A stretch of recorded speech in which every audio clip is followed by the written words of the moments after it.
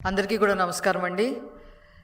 2014-2019 మధ్య ఆనాడు ముఖ్యమంత్రిగా పనిచేసిన నారా చంద్రబాబు నాయుడు గారు వైజాగ్ని, ముఖ్యంగా ఉత్తరాంధ్రాని ఆర్థిక రాజధానిగా తీర్చిదిద్దుతానని చెప్పి ఆ రోజు బాటలు వేయడం జరిగింది.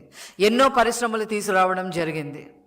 కానీ 2019లో వైసీపీ గెలిచిన తర్వాత, జగన్మోహన్ రెడ్డి ముఖ్యమంత్రి అయిన తర్వాత ఉన్న పరిశ్రమలన్నీ, ఐటీ ఇండస్ట్రీలందరినీ కూడా వెళ్ళగొట్టడం ప్రజలందరికీ కూడా తెలుసు. అందుకే ఉత్తరాంధ్రలో ఒక్క సీటు కూడా రాకుండా వైసీపీని చిత్తుగా 2024 ఎలక్షన్స్లో ఓడించిన విషయం కూడా అందరికీ తెలిసిందే.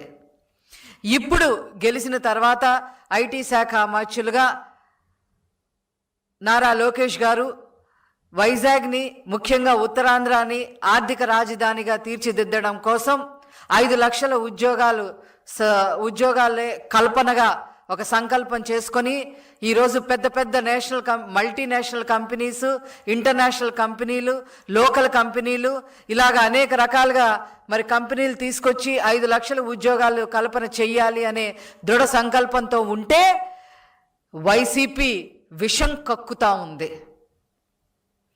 ఆ కంపెనీల్ని రాకుండా చేయడానికి నానా ప్రయత్నాలు చేస్తూ ఉంది. కోర్టుకి వెళ్తూ ఉంది. టీసీఎస్ విషయంలో కోర్టుకి వెళ్తే కోర్టు అక్షంతలు కూడా వేయటం జరిగింది. అయినప్పటికీ కూడా ఏమాత్రం సిగ్గు ఎగ్గు లేకుండా, బుద్ధి లేకుండా ఈరోజు వైసీపీ మళ్ళీ విష ప్రచారం తన సోషల్ మీడియా ద్వారా, సాక్షి పేపర్ ద్వారా రాయటం పెడతా ఉంది. నాకేం అర్థం కావట్లేదు. ఏంటి వైసీపీకి ఎంతసేపు యువత గంజాయి బారిన, డ్రగ్స్ బారిన పడి తూగుతూ చచ్చిపోవాలని అనుకుంటున్నారా ఏంటి? యువత నాశనం అయిపోవాలని చెప్పి అనుకుంటున్నారా ఏంటి? కబ్జాల గురించి, భూ కబ్జాల గురించి పేటెంట్ రైట్ ఉన్న మీరు, ఈరోజు పేటెంట్ రైట్గా ఎదిగిన మీరు ఈరోజు భూ కబ్జాలు ఏయో జరుగుతున్నాయని విష ప్రచారం చేస్తారేంటి? ఆనాడు విజయసాయిరెడ్డి గారు, వైవి సుబ్బారెడ్డి గారు వైజాగ్ని జగన్మోహన్ రెడ్డి గారు రాసిచ్చిన విషయం అందరికీ తెలీదా? ఆనాడు విజయసాయిరెడ్డి గారు ఇప్పుడు అవన్నీ బయటకు వస్తాయనో ఏమో, మొత్తం మీద కామ్గా ఉన్నాడు ఆయన. బట్ అన్నీ కూడా బయటకు వస్తాయి. అతను ఎక్కడున్నా కూడా బయటకు వస్తాయి. ఏ పార్టీలో ఉన్నా కూడా బయటకు వస్తాయి. కొండల్ని ఆ రోజు కూతురికి దారాదత్తం చేసిన విషయం అందరికీ తెలీదా? ఋషికొండ చుట్టూ ఉన్న భూములన్నీ 1000 ఎకరాలు అల్లుడి పేరు మీద రాసేయటం, వైసీపీ ఎంపీగా ఉన్న విజయసాయిరెడ్డి ఆనాడు చేసిన భూ కబ్జాలు ఎవరికి తెలియవా? బే పార్క్ని ఎలా కొట్టేశారో వైజాగ్ ప్రజలకి తెలీదా? ఆంధ్ర రాష్ట్ర ప్రజలకి తెలీదా? దస్పల్లా భూముల మీద ఎంత రాజకీయం చేశారో రాష్ట్రం మొత్తం తెలుసు కదా. ఋషికొండలో ఎందుకు పనికిరాని ప్యాలెస్, ఈరోజు ప్యాలెస్ లాంటి ఇల్లుని కట్టించుకున్నాడు ఈ జగన్మోహన్ రెడ్డి.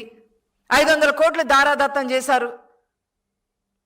నాగార్జున కన్స్ట్రక్షన్ కంపెనీకి మధురవాడలో మరి 1500 కోట్ల పైన విలువ చేసే భూమిని మీరు ఎంత కప్పు చెప్పారండి? 100 కోట్లు కూడా చేయదు. ఆర్కే బీచ్ దగ్గర నుంచి భీమిలీ వరకు మరి అప్పుడు మంత్రిగా ఉన్న అవంతి శ్రీనివాసరావు భీమిలీలో ఎన్ని భూములు కొట్టేశాడండి? ఎన్సీసీ విషయంలో మరి మంత్రి కొట్టు సత్యనారాయణ వాటాలు ఎంతండి? మీ సిట్టింగ్ ఎంపీ ఎంవీపీ సత్యనారాయణ గారి ఆ రోజు మీ సిట్టింగ్ ఎంపీను, ఒక రాజ్యసభ ఎంపీ, ఒక లోక్సభ ఎంపీ భూముల కోసం కొట్టుకు సస్తా ఉంటే, కొట్టుకు చావడమే కాకుండా ఫ్యామిలీలు కిడ్నాపులు చేసుకున్న పరిస్థితి ఎవరికి గుర్తులేదనుకుంటున్నారా? ఏంటి మీకు నిద్ర పట్టట్లేదా వైసీపీకి? కాగ్నిజెంట్ ఎలా వచ్చింది, దాన్ని ఏ రకంగా తరిమి కొట్టాలి? టీసీఎస్ ఎలా తీసుకొచ్చారు లోకేష్ గారు, దాన్ని ఎలా తరిమి కొట్టాలి? గూగుల్ డేటా సెంటర్ ఎలా వస్తుంది, దాన్ని ఎలా ఎల్లగొట్టాలి? ఎలా కేసులు వేయాలి? ఇదా ప్రజాస్వామ్యంలో ఉండి ప్రజాస్వామ్యాన్ని బతికిస్తామని చెప్పి ఒక పొలిటికల్ పార్టీని పెట్టుకుని మీ కేసులు మాఫీ కోసం మీ పొలిటికల్ పార్టీని పెట్టి మీరు చేసే పనులు? వీలైతే హర్షించాలి, లేదా మూసుకొని కూర్చోవాలి. ఏంటి పనులు? ఇష్టం వచ్చినట్టుగా చేయడం ఏంటి? సోషల్ మీడియాలో విష ప్రచారాలు ఏంటి?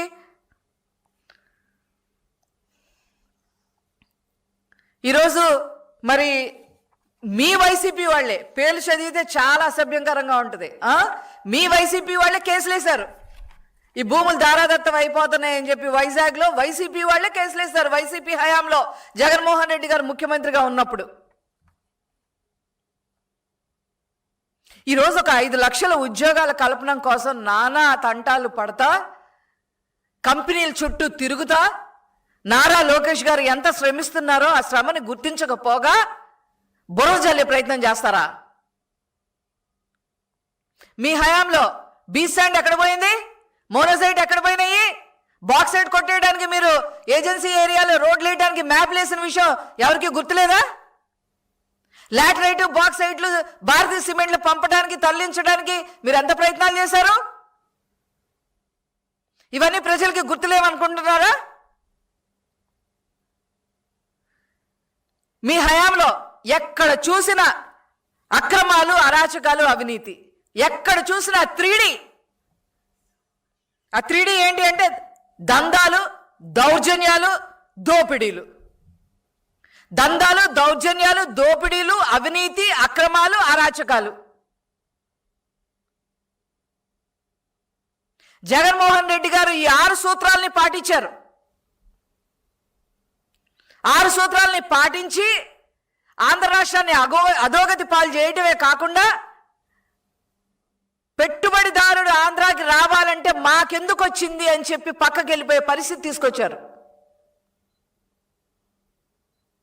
మీ దోపిడీకి తట్టుకోలేక, మీ వాటాలు ఇవ్వమని అడిగేదానికి తట్టుకోలేక అమర్రాజా బ్యాటరీస్ ఎలా వెళ్ళిపోయింది హైదరాబాద్కి, ఇన్ఫోటెక్ కంపెనీలు ఎలా బెంగళూరు వెళ్ళిపోయినాయి, కియా మోటార్స్ అనుబంధ సంస్థ ఎలా చెన్నై వెళ్ళిపోయినాయి, లూలు కంపెనీ ఎలా వెనక్కి వెళ్ళిపోయింది అన్నాడు.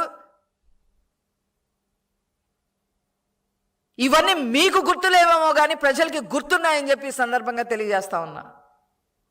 కార్తీక వన భూములు ఎలా దారదత్తం చేశారండి? ఆర్కే బీచ్ దగ్గర నుంచి భీమిలి బీచ్ వరకు